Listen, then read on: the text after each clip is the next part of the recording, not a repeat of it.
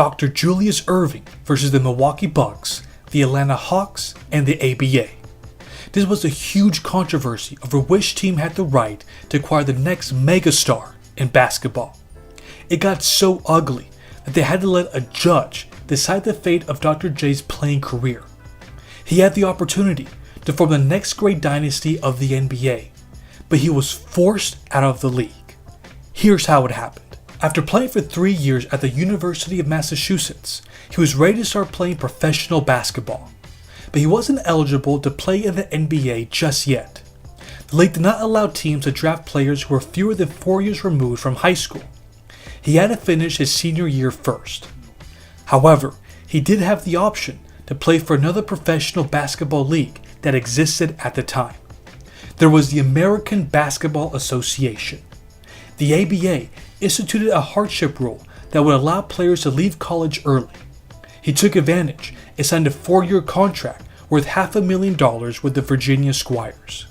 He began his professional basketball career in the 1971-72 season. After the season ended, Erving became eligible for the NBA draft because his college class was graduating. With the 12th pick of the 1972 NBA draft, the Milwaukee Bucks selected Julius Erving.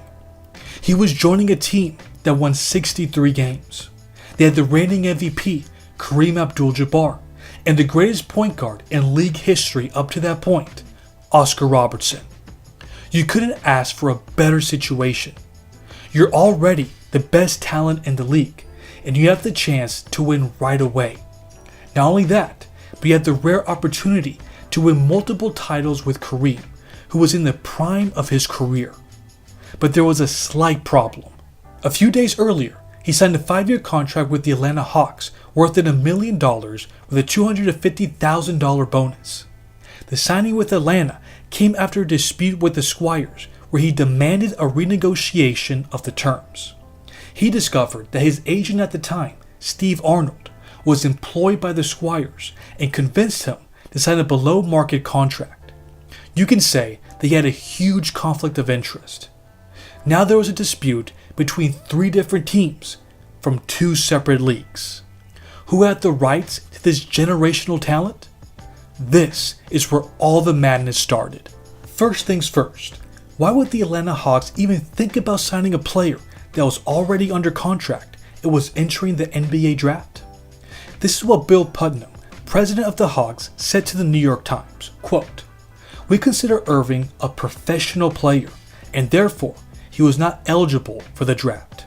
It's a similar situation to the Spencer Haywood case." End of quote. What exactly is the Spencer Haywood case? Here's a brief summary of what happened to this Hall of Fame player. He left the University of Detroit after his sophomore year, signed with the Denver Rockets of the ABA, and then jumped to the Seattle Supersonics. He was later drafted by the Buffalo Braves after he was eligible to enter the draft, but he was ruled in favor of Seattle. They thought they could do the same for the doctor. The plan was to simply buy him out from Virginia. So for a very brief time, Dr. J was a member of the Atlanta Hawks. He showed up for training camp.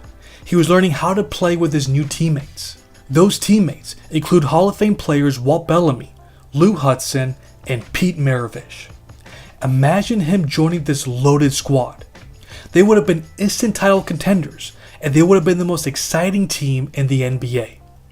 This was the situation that he wanted to be in, according to his 2013 autobiography. He saw a lot of potential in sharing the backcourt with Pistol Pete. He even called him the most skilled basketball player I've ever seen. They were ready to take over the NBA. But none of this was sitting well with the Milwaukee Bucks or the commissioner of the NBA, Walter Kennedy. He said this to the New York Times about the whole situation, quote, "The rights to Julius Erving belong to the Milwaukee Bucks." He also said, "Drafting and signing an ABA player are 2 different things. Our owners agreed at a meeting last week that we would honor all signed contracts in the ABA." End of quote. He refused to approve the multi-year $1 million contract that he had signed with the Hawks. And if they decided to go against his ruling, he would fine them $25,000 per game.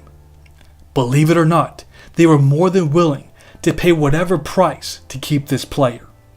They appealed his ruling and wanted the owners of the league to vote on this matter.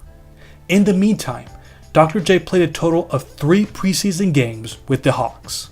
After 5 months of deliberation, they decided at a league meeting in San Francisco that Julius Erving belonged to Milwaukee.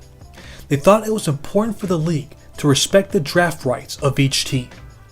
This is what they said to the New York Times, quote, "The entire credibility and structure of the college draft was at stake if Milwaukee had not been able to retain the rights to Erving. Milwaukee drafted him, and Atlanta signed him even before the college draft was held. They had no rights to him." End of quote. Case closed, right? Not exactly.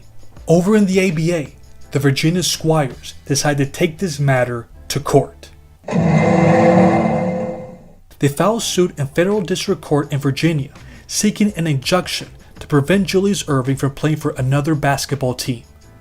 In the end, a federal judge ruled in favor of the Squires. He had no choice but to finish out his contract with the ABA. So how did this end for each franchise that was involved in this messy case? Let's start with the Squires. They kept Julius for 1 more year before trading him away to the New York Nets for cash and 2 other players. As far as the Atlanta Hawks, the Nets sent them $425,000 to reimburse the team for its legal fees, fines, and the bonus paid to Erving.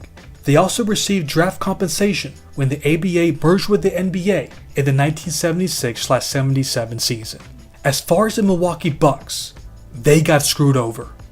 They lost their draft pick and the future of their team. Oscar Robertson was a few years away from retiring, and they had no one else to keep this team competitive alongside Kareem. If they had kept the doctor, would they have swayed him to stay with the team instead of forcing his way to the Lakers? We don't know for certain. All we know is that the history of the NBA would have looked a lot different if they would have kept him. How many championships do you think they would have won? Could they have been the biggest dynasty of the NBA? How do you remember this whole ordeal if you were alive during this time? Let me know in the comments. Thanks for watching.